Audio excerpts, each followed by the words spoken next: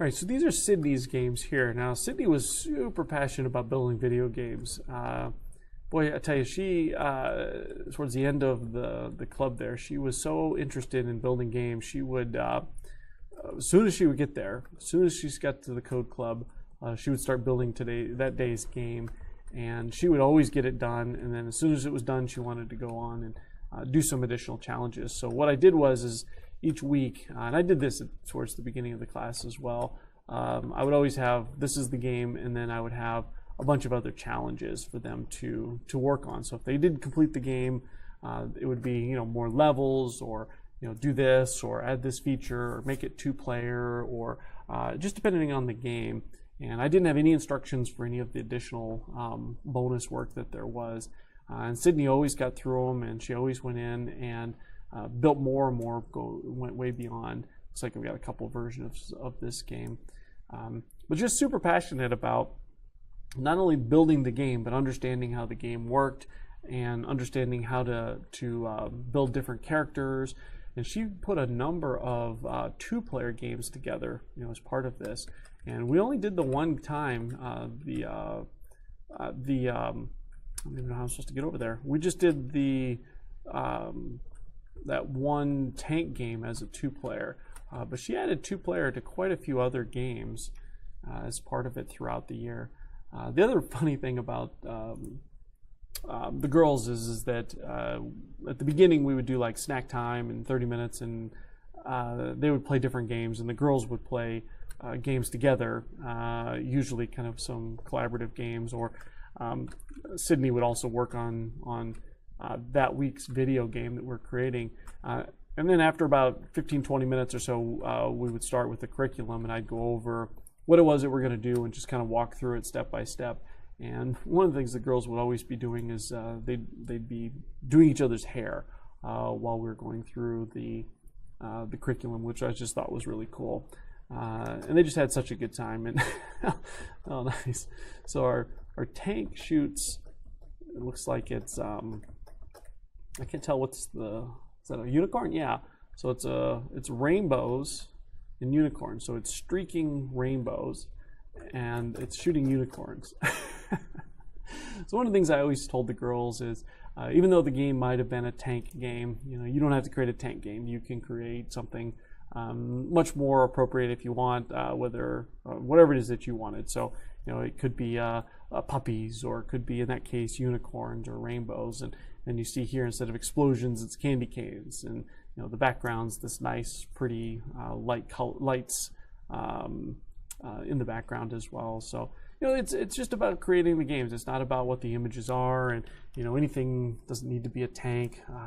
Could just as easily be a unicorn or something like that. So let's see what we got for week 20. Actually, I might have just done the same one twice. Nope. All right, so this is the breakout game. Just got some blocks there right at the very, very bottom, going back and forth. All right. Oh, and then she's got, whoops. She had instructions for when you had the, oh look, the ball shoots lasers. Nice. She had instructions for when the Pac-Man got spawned, which is a nice touch. Sidney liked to put the instructions in, and you can't see it, it's blocked, my head's blocking it, but there's a score over there as well, keeping track of how many points you've got. Oh, whoops, sorry, last one here. Oh, I started over. So there, it says use the arrow keys to control Pac-Man. So anyway, that's cool. So that was her breakout game. Let's see what 24 is. Oh, this is the Angry Birds, and she's shooting, it looks like a panda bear with a rainbow. Excellent. And so you see she's got the counters and the score and multiple levels. She definitely followed all of the instructions and got every last little detail correct. And you can see I've even got the little targeting white dots following it as well.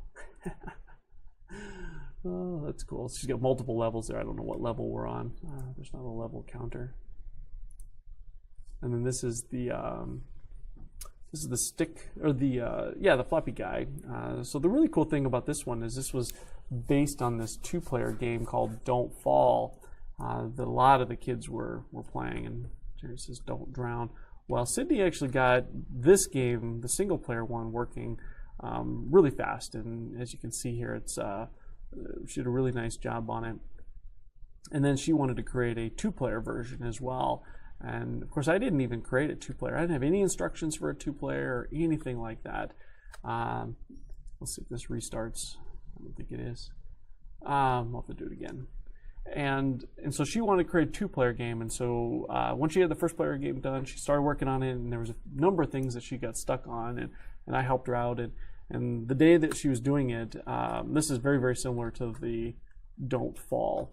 So there's 2 keys. So there's 2 players. So you try to push the other character off without you yourself falling as well. And then you get a point. So whoops, oh no, player 1 fell.